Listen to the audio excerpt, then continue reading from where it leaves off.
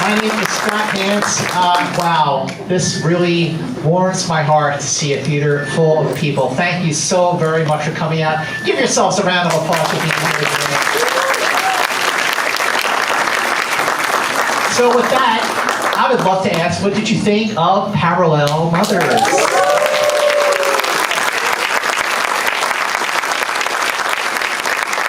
Well, just recently, LA Film Critics Association announced their winners for 2021, and Parallel Mothers won Best Music, I love the music from this movie, and Best Actress. Back in September at the Venice Film Festival, Parallel Mothers also won Best Actress. For our guest of honor, please welcome Penélope Cruz.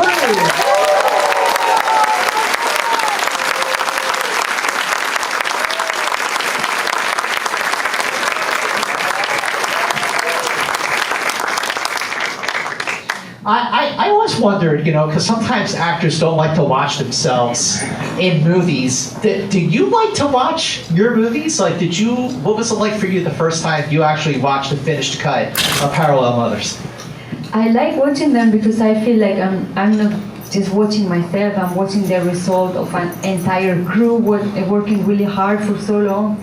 And I wouldn't miss any Almodóvar film. I would watch them probably, 3 times, and if I'm in them, if I'm not in them, it doesn't matter, at least 3 times. Yeah. Well, what was it like, not just making this film and working with Pedro, but again, for the 7th time, but what was unique about this one? What were the unique acting challenges for you this time compared to not just your other films with Pedro, but all your other films, period? I feel very lucky that he's given me all these incredible, complex characters that are so well written, and I love all of them so much. It's true that Janice was really challenging, and I say that as, it was great news for me when I read it, that he was, once again giving me such interesting, different material from everything that I have done before. But it was challenging because of everything that you've seen, everything that happens to her. She has no break. She is like a constant adrenaline right from the beginning, and I cannot say that was easy, but I enjoyed every second of it. Going through that with him, and I didn't want it to end. At the end, I didn't even know my name. I was completely emotionally exhausted, but I wanted more of it, because it was so intense. But to go through that together, it was a really, really beautiful experience once again. But why do you think that Parallel Mothers was exactly the right movie at the right time for you at this stage of your career? I don't know, it just, he called me when we were in the middle of total lockdown, and he said, I'm writing it for you. I told him, I remember you told me this story 18 years ago. He didn't remember that he had shared with me. And then he sent to me like a month later or 2 months later, and I was blown away by the story. It was like such an incredible gift to get that from him once again. I love the story, I love the character so much. When you're playing a character that's so different from who you are, and you're playing a character who maybe does actions and takes actions that maybe you are not that you wouldn't do yourself, how important is it for you to not judge the character you are playing? I feel that's always crucial, not to judge your characters. Pedro would never judge them the way he writes any of his characters, male or female, or it doesn't matter. He doesn't judge.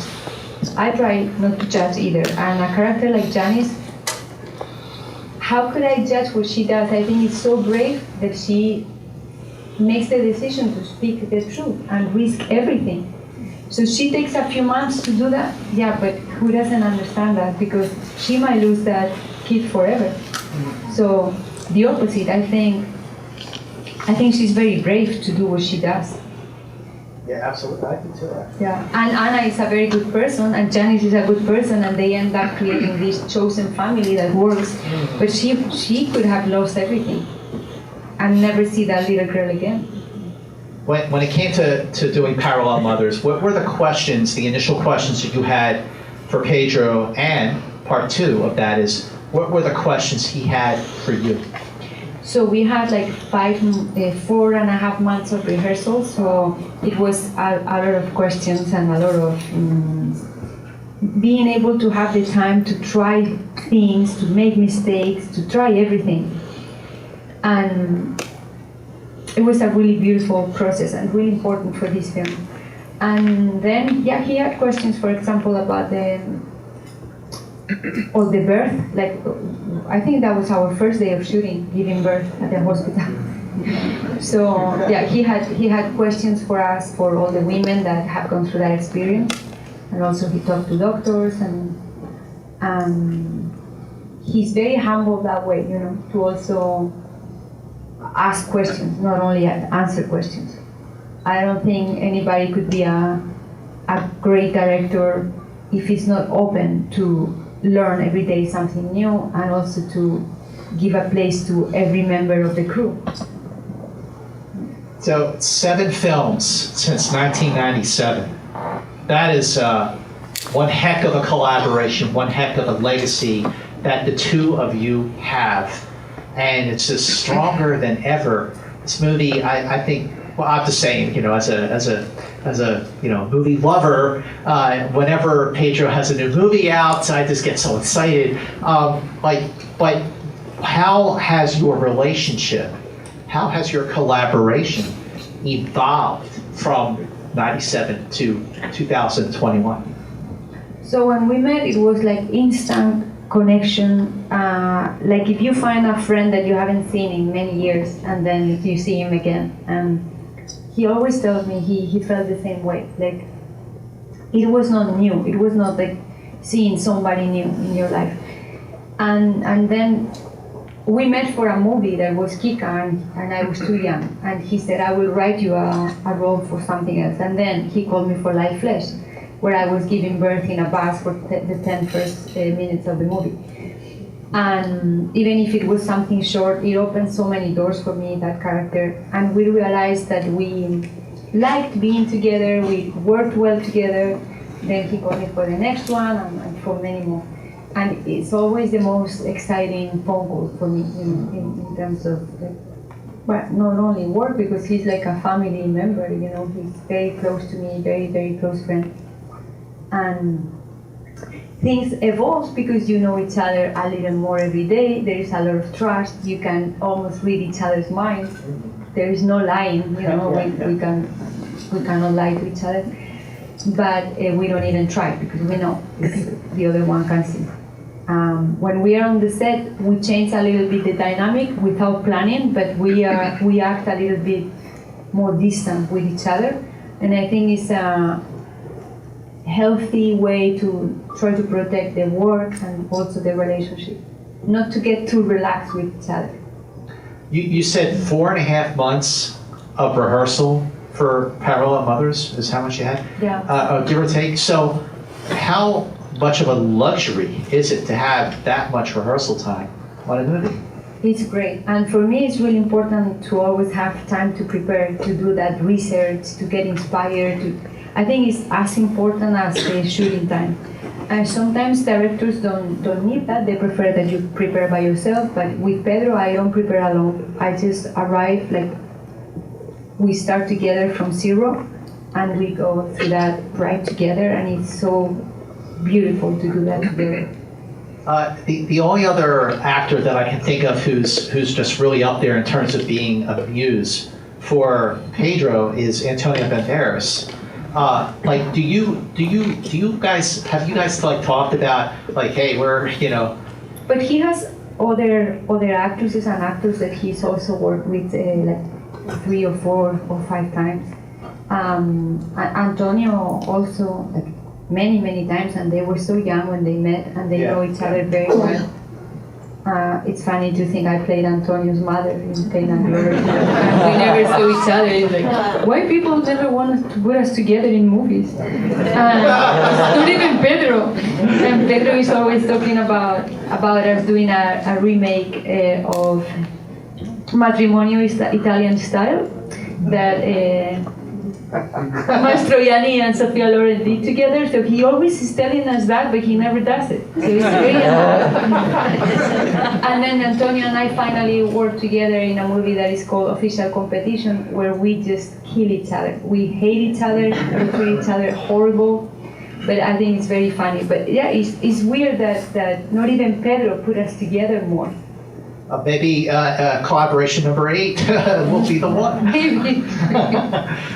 Elena Smith is wonderful in this film. I would love to hear about working with her and how the two of you elevated each other, really.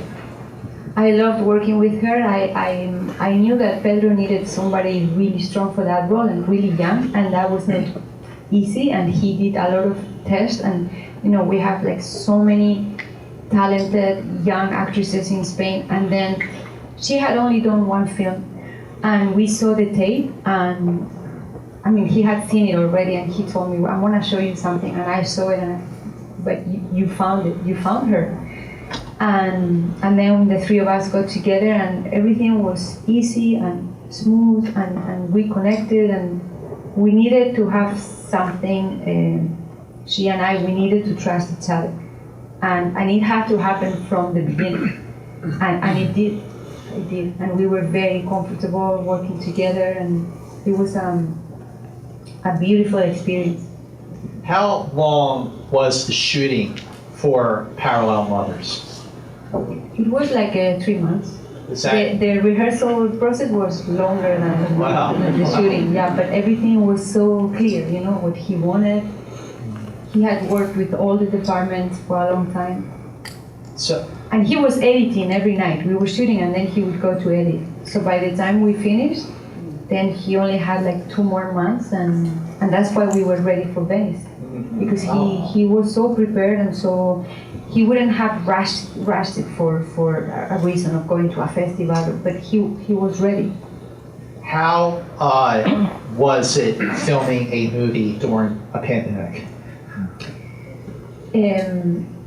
They were very, very responsible. El Deseo is Pedro's production company. He has the best producer, Agustin and Esther Garcia. They are incredible. And they were testing everybody every 2 days, and they did things right, and we also got lucky. I think it was a combination of both things. And we were able to finish it. Do you feel like making this movie really gave you and Pedro and everyone this great release and something different to focus on, take your mind off the fact that we're all going through all this stuff, and actually make your performance stronger?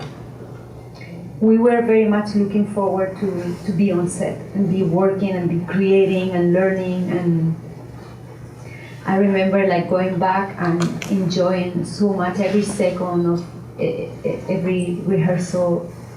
I value very much what I have in my life, and I value that I have a job that I love so much. I dreamed about this since I was a little girl, and also I'm a mother, and that's my priority. So when I'm working and I'm trying to give my 100%, and then going home and trying to separate both things, but the hours that I'm there, I'm really trying to give 100%, and at home I'm trying to give 100%. Yeah. And after coming out of the first lockdown, these feelings were even more intense. So let's first of all enjoy our health. First of all, I never took that for granted. All my family and my friends tell me I'm a hypochondriac and I speak like my grandmother, blah, blah, but I don't care, because I take care of myself and I don't take it for granted. And with this situation, even more. So to be able to leave the house, go to work, come back home, kids back in school, to get a little bit of normality. But I mean, let's see, because this thing is around, so Yeah. we have to be careful. So when your, whether it's this film or the other 6 that you did with Pedro, does he have you and his cast stick directly to his written words? Does he allow you to improvise and kind of roll with it? He doesn't like a lot of free improvisation, but if you don't feel comfortable with something, he's more than open to hear and find some other way. And yeah, he's not one of those directors that doesn't want you to change a comma or no. But it's a good balance. Or sometimes he would surprise you or just bring you a monologue and tell you we're shooting it in 10 minutes. Normally it's related to comedy, and it works that way because he comes up with an idea for that situation. And you say this and you say that and then and you better learn it in 5 to 10 minutes. And that fear works. And many of Pedro's films where you see comedy, not when the entire genre is comedy, like for example Women on the Verge, where everything is like to the millimeter. But a lot of improvisation happen like that. And you have to be able to jump in the pool and use that fear. You know, I think it would be more scary for me to do a comedy than a drama with him. But I'm very much looking forward to that.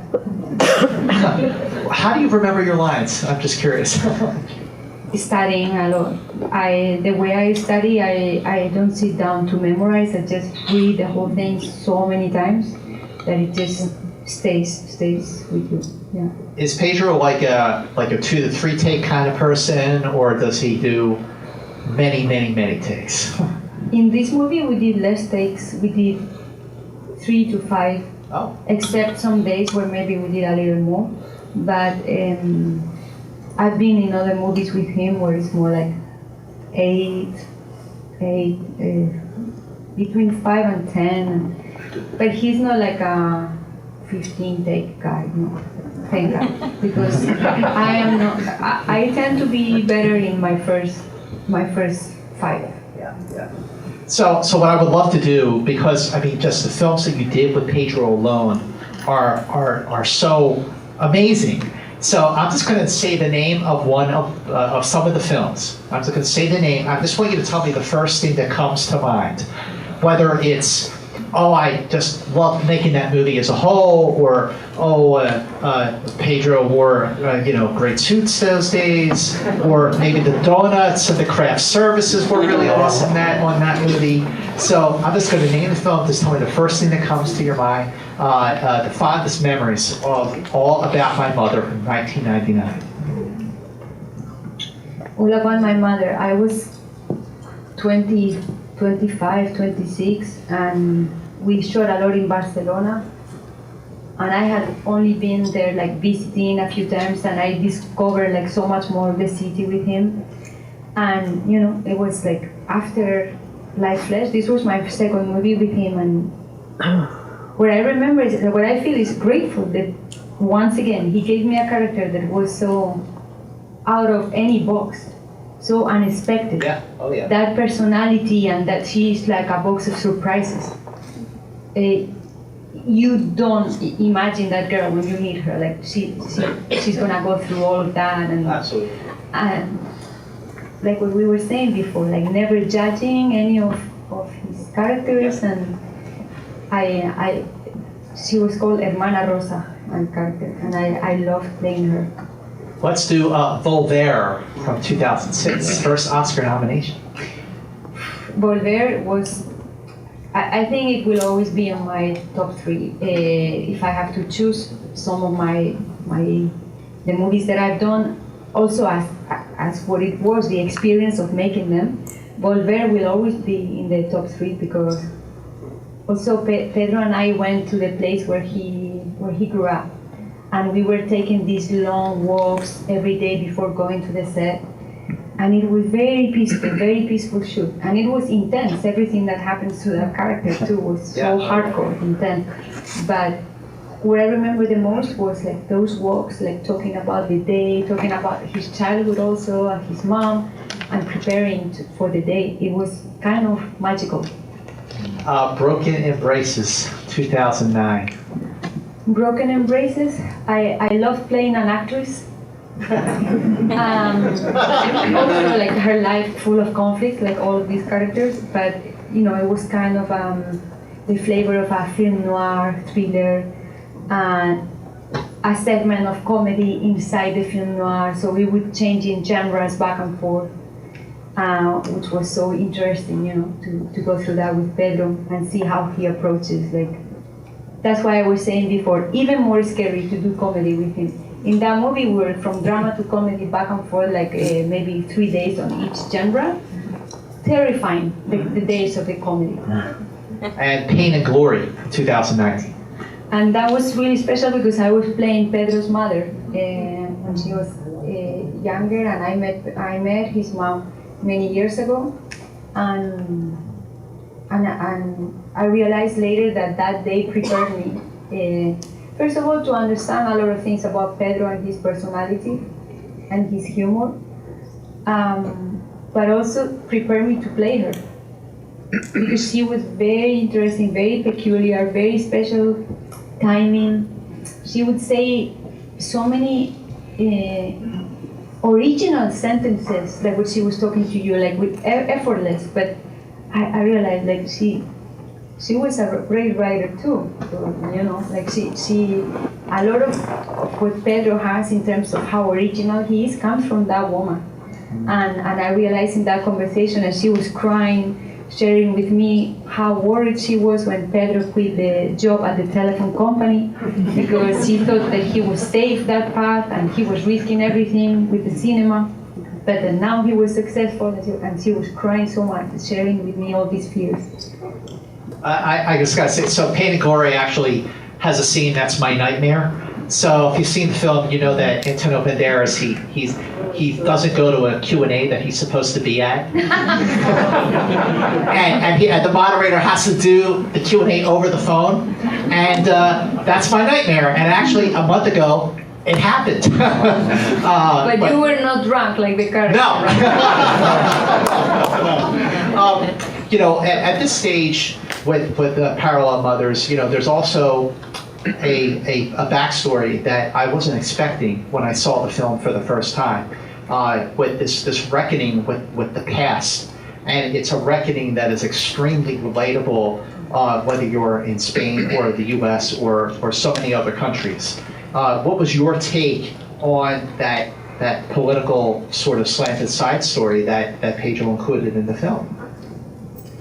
I think it's a message that is not new in his films, and it's very beautiful the way he can transmit that message through the character of Janice, who is trying to inspire a younger generation through the character of Milena, Anna.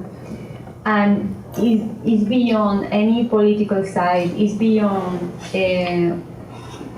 it's not just, oh, if you're from Spain and you can relate to that past, you know. And I think anybody, anywhere in the world could look back in their history and maybe identify with that, you know, with trying to learn from like whatever mistakes from our past in general. It's not something that I think he's doing just to talk about our country or just to bring a political debate. I think it's so much more about human rights than it is about a political debate. How proud are you of this movie? I'm very proud of the movie. I love the movie, and I'm very grateful that he has trusted me for this. Well, ladies and gentlemen, 2 requests. One is if you could please stay seated while we exit. The other is extremely important. I just, again, love to see a theater full of people. And so now that you've seen the movie, please make sure that you spread the word about Parallel Mothers. And of course, how do you do that? You go on social media, right? So go on Twitter, go on Instagram, you in the mask, if you're using Facebook, that's totally cool. You in the back, if you're using MySpace, whatever floats your boat. So, ladies and gentlemen, thank you so much for being here.